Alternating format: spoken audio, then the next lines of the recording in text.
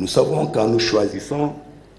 vous prenez en compte tous les intellectuels, cadres, femmes et hommes de culture du Sénégal. Nous nous engageons, conscients des enjeux du prochain sommet de la francophonie, pour notre pays, pour les pays membres et associés de l'OIF, pour le monde en somme, à mobiliser les intelligences de notre pays et d'ailleurs,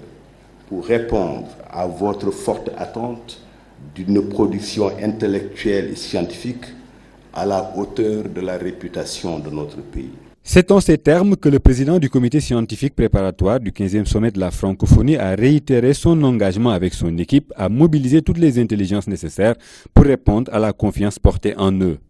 En installant officiellement le comité scientifique, le chef de l'État dira que cette organisation obéit à la nécessité d'impliquer activement la communauté intellectuelle, artistique et culturelle pour nourrir la réflexion sur les problématiques qui interpellent le Sénégal et l'espace francophone. En effet,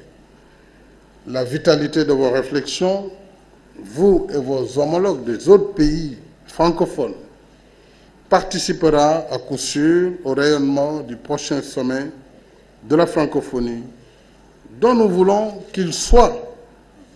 un véritable tournant pour notre communauté, tant en matière d'organisation qu'en matière de contenu intellectuel, culturel et politique. Fort de 22 membres, ce comité scientifique est composé d'éminents intellectuels conscients de la tâche qui les attend.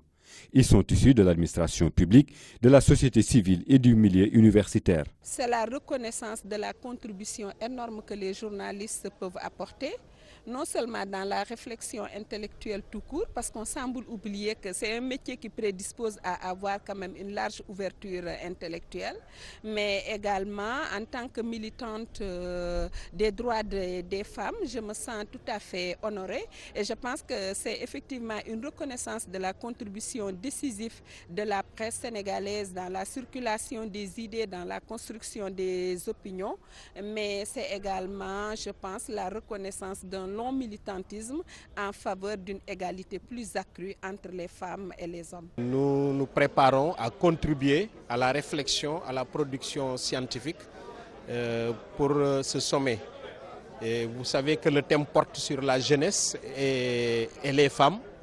vecteurs du développement, mais également vecteurs plutôt de la paix, mais également acteurs du développement. Donc les universités ont beaucoup de choses à dire.